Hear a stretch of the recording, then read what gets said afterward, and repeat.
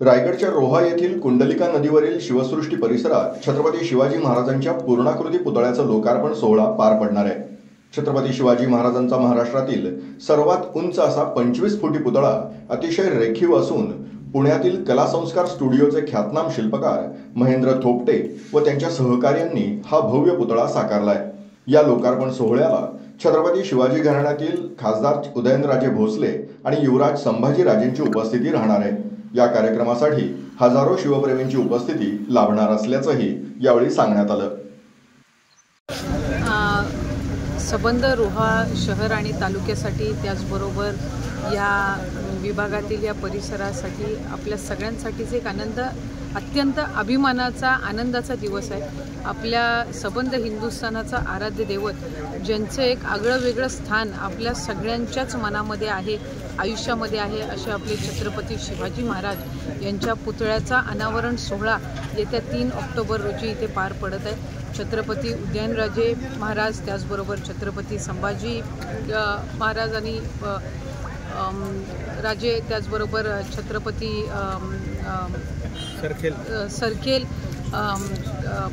रघुजी राजे आंग्रे यांच्या आणि त्याचबरोबर तटकरे साहेबांच्या प्रमुख हस्ते आणि उपस्थितीमध्ये हा कार्यक्रम आणि हा अतिशय दिमागदार असा ऐतिहासिक सोहळा आपल्या रोहा नगरीमध्ये पार पडणार आहे। याची तयारी गेल्या अनेक दिवसापासून सुरू आहे। आदरणीय आमदार अनिकेतभाई असतील, रोह्यातले आमचे सर्व सहकारी असतील, रोह्यातले नागरिक आहेत, सबंध तालुक्यातील नागरिक आहेत, यांनी अतिशय उत्साहाने या सोहळ्याची तयारी गेल्या अनेक दिवसापासून सुरू केलेली आहे।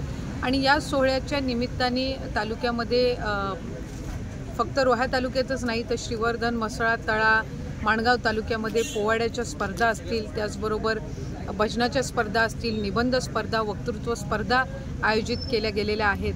आणि याला उद्दंड असा प्रतिसाद हा सर्वांच्या माध्यमातून मिळत आहे। मी आपल्या माध्यमातून समस्त रायगडवासियांना, रोहेकरांना या 3 तारखेच्या कार्यक्रमाचे मनापासूनचे आमंत्रण या ठिकाणी देते। या ऐतिहासिक सोहळ्यामध्ये आपण सगळ्यांनीच सहभागी व्हावं आणि छत्रपती शिवाजी महाराजांचा जो पुतळा आणि शिवसृष्टी आपल्या इथे उभारण्यात येत आहे याचं आपण सगळ्यांनीच खऱ्या अर्थानं छत्रपती शिवाजी महाराजांना मानाचा मुजरा करून त्यांचं या आपल्या रोहा नगरीमध्ये त्या शिवसृष्टीचं स्वागत करावं अशीच विनंती करेन। त्याच्यामध्ये काय आम्हाला सगळ्यांनाच खात्री आहे की शिवभक्त समस्त रायगड जिल्ह्यातून मोठ्या प्रमाणामध्ये येतीलच, मोठ्या संख्येने येतीलच। त्याचबरोबर आपण इथे छत्रपती शिवाजी महाराजांचा जवळपास 30 फुटी उंच जो पुतळा आहे त्याचा अनावरण तर करणारच आहोत। या व्यतिरिक्त तिथं आपण एक शिवसृष्टी करत आहोत ज्याच्यामध्ये साधारणपणे 3 ते 4 गडकिल्ल्यांची जी प्रतिकृती आहे याचं सुद्धा अनावरण प्रातिनिधिक स्वरूपात पुढच्या टप्प्यामध्ये होणार आहे।